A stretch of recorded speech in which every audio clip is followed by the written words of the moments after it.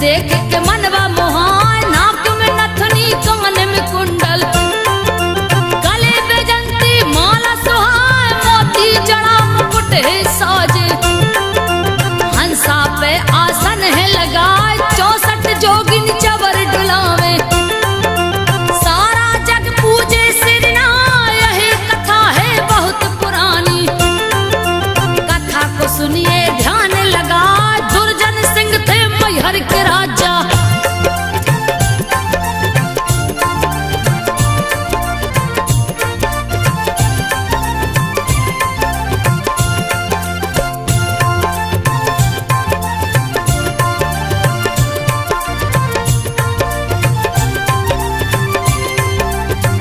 दुर्जन सिंह थे मैहर के राजा, यही इतिहास रहो बतला, उन्हीं के राज्य में एक था ग्वाला, गैया चराने जंगल जाए, बहुत भयानक था वह जंगल, दिन में रात रहा दिखलाए, एक दिन उस ग्वाले ने देखा, गाँव बीच एक दूजा गाय, जिसका रंग सुनहरा दिखता, ग्वाला कछु समझ नहीं पाए, दूसरे दिन जब जंगल आया, फिर वही गैया गई दिखाए, गैयों के संग चरने लगी है,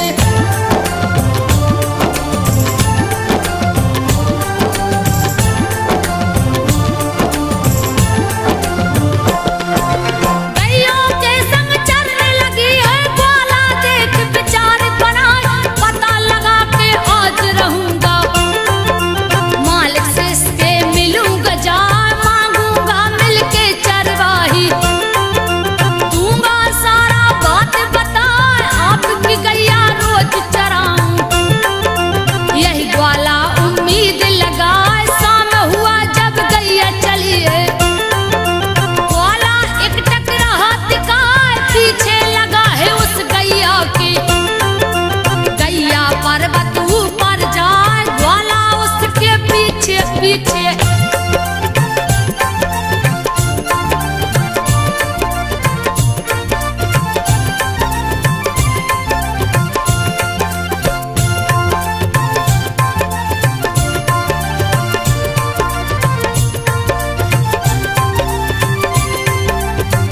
ग्वाला उसके पीछे पीछे, पलक नहीं है तनक झपकाए, ग्वाले को देखत देखत गैया गुफा के अंदर गई समा, द्वार बंद हो गया गुफा का, ग्वाला अंदर जा नहीं पाए, गुफे के द्वार पे बैठा ग्वाला, उसके समझ कछु नहीं आ, तभी खुला है द्वार गुफा का, जिससे निकली बुढ़िया माँ, लगी वो पूछने कौन हो बेटा, रहा है ग्वाला सब समझाए, आपकी गैया रोज चराऊं,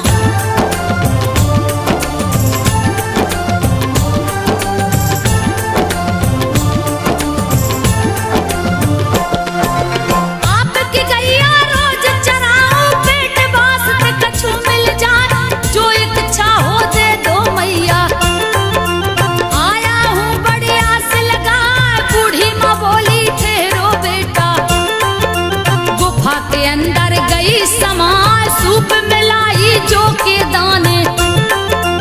और ग्वाला को दही थमा, जो के दाने देकर बोली, बेटा सुन ले ध्यान लगा, बहुत भयानक है यही जंगल, कैसे अकेला गया तू आ, अब नहीं आना कभी इधर को,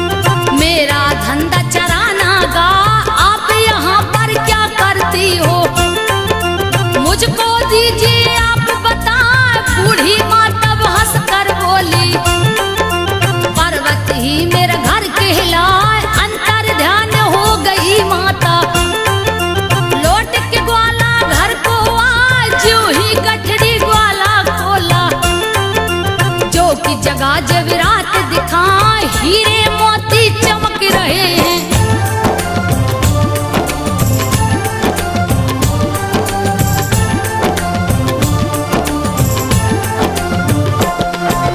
हीरे मोती चमक रहे थे, ग्वाला देख गया घबरा, मन में सोचा सुबह होते ही राजा साहब को दूं बतला, कह दूंगा मैं सारी कहानी। होत सुबह को ग्वाला जाए, जा पहुंचा है राजमहल में, दिया है सारा हाल सुना उस ग्वाले की सुन के कहानी। राजा महल में सोने को जाए, रात में उनको सपना आया, बुढ़िया माँ वही गई दिखा जैसे कि ग्वाला ने बतलाया।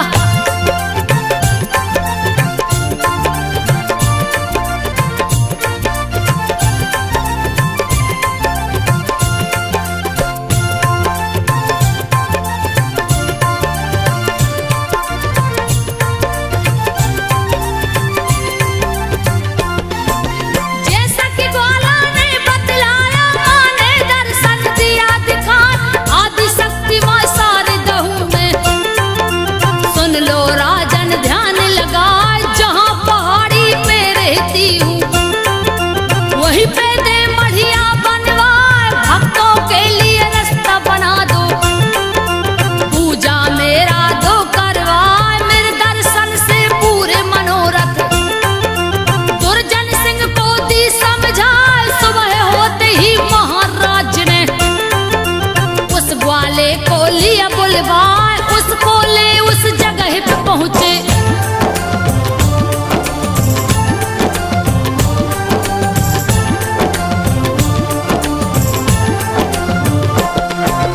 उसको ले उस जगह पे पहुंचे, जहाँ पे सिला रही दिखलाई। राजा ने जब जगह को देखा, उसका रास्ता रहे बनवाए, लगे हैं लोग बनाने रास्ता। झाड़ी पहाड़ी पेड़ कटा, बढ़िया माँ की वही बनवाया, पूजा शुरू दिए करवाए, सारे दमा के दर्शन करने। लोगों की भीड़ उमड़ती जाए, पान सुपारी ध्वजा नारियल, लाल चुनरिया रहे चढ़ाए, पर्वत ऊपर मैया विराजी।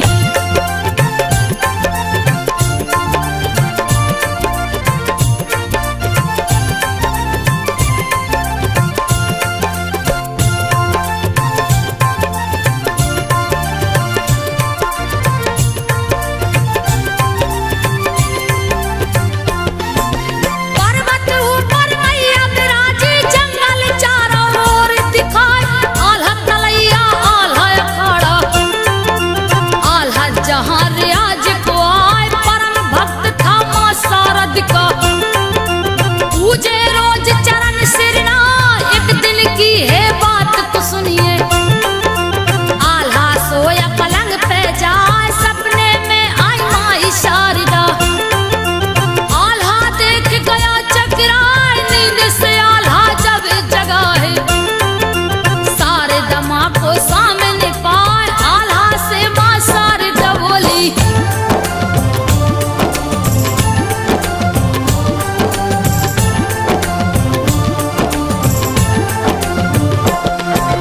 आल्हा से माँ शारद बोली, नगर ढिढोरा तो पिटवाई, अमर बना दूंगी मैं उसको, जो गर्दन को काट चढ़ाए, कह के अंतर ध्यान हुई माँ। सुबह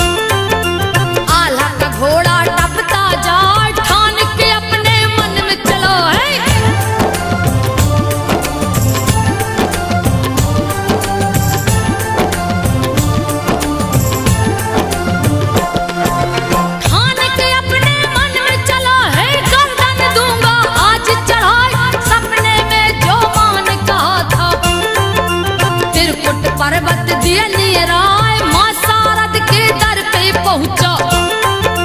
दिया चरणों में शीश झुकाए, गर्दन पे तलवार रख लिया, धड़ से शीश दिया है उड़ाए, एक हाथ में शीश पकड़ के दिया चरणों में भेंट चढ़ाए, देख आल्हा की भक्ति मैया, मन ही मन में रही मुस्कान, प्रकट हो गई शारदा माता।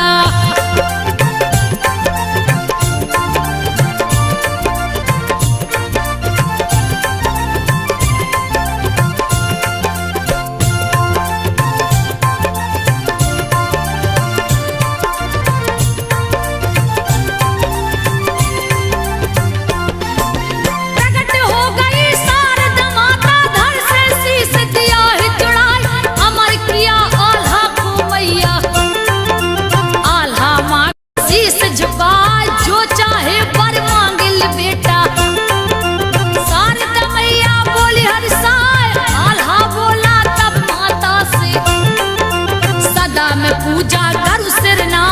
और कछु ना दीजिए माता, आल्हा की भक्ति कहीं न जाए, जग जननी जगदम्बे अम्बे, शारदा माँ का रूप कहा, माँ शारद से आल्हा बोला,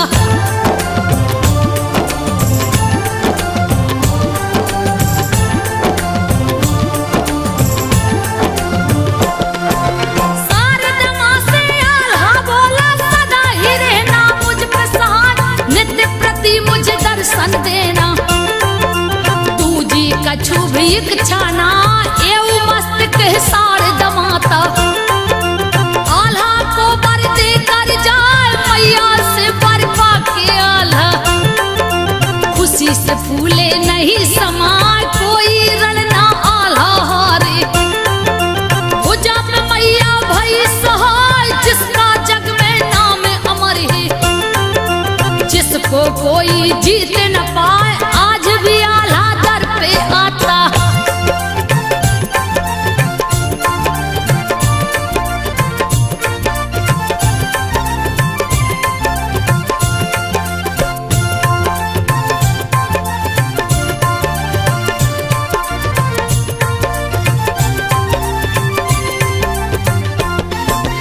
आज भी आल्हा दर पे आता, पहला फूल वो देता चढ़ाए, सारा जग है जान कहानी, शक्ति मैया देती बढ़ाए, को नहीं जानत माँ की महिमा, कीर्ति गावत जग थक जाए, बीड़ा पुस्तक धारण करती, सरस्वती मैया जो कहलाए, हंस वाहिनी विद्यादान की, ब्रह्मचारिणी तू ही कहाए, कुमारी भुवनेश्वरी माता, सारा जग पूजे सिर नाय, परम पूज्य परमेश्वरी माता।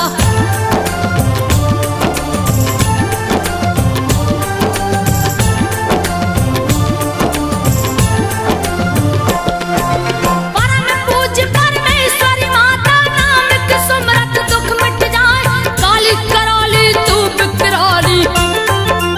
तेरा वचन न खाली जाए, रोते सवाली दर पे आवे,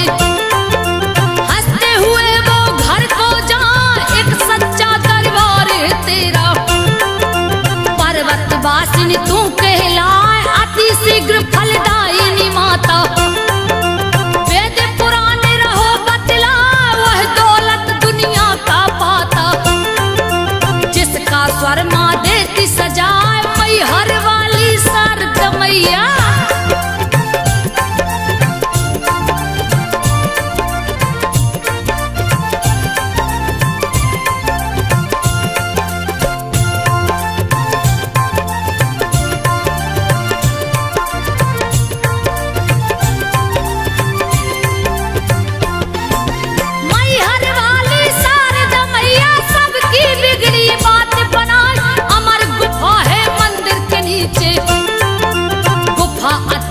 चीन दिखाए, दीप है जिसमें सदैव जलता, जिसको कोई देख न पाए, आल्हा तालाब और आल्हा अखाड़ा, मई हर नगर की शोभा बढ़ाए, माँ का दर्शन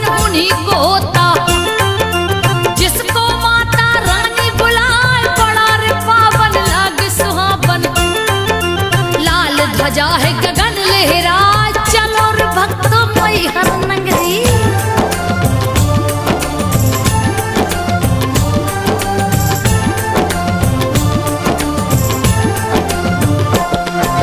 चलो रे भक्तों मैहर नगरी, शारदा माता रही बुलाए, दर्श मात्र से जिनके संतो सारा जीवन सफल हो जाए। दुख हरती दुख हारिणी माता, दुख भय और है रोग मिटाए, विघ्न विनाशक शारदा मैया। मैहर वासिनी जो कहलाए, मोह मांगा वरदान है देती, सबके मन की आस पुराए। बसंत पंचमी में लगे मेला, भारी भीड़ रही दिखलाए, दर्शन देती शारदा मैया।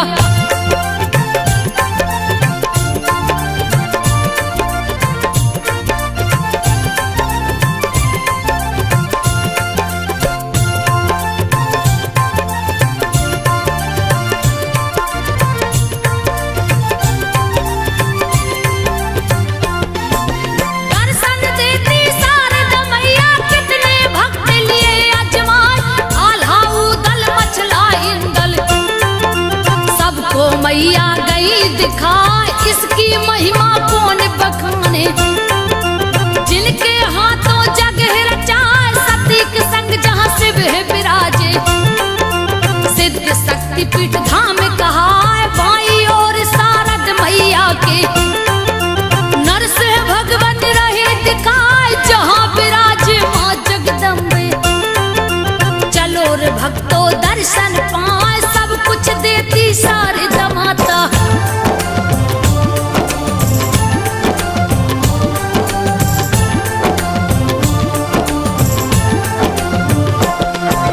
सब कुछ देती शारदा माता, कथा को सुनिए ध्यान लगाए, प्रथम सीधी पे शीश झुका के, मात शारदा जो गोहराए, चढ़त चढ़ाई मन ना थाके। मैया शक्ति देती बढ़ाए, बाजा बाज रहे अंगना में, पंडा पुजारी शंख बजाए, टना टन टन घंटी बाजे, तीनों लोक में गूंजत जाए। चलो रे भक्तों दर्शन करबी, माँ की शक्ति कहीं न जाए, माँ तो है बस प्रेम की भूखी।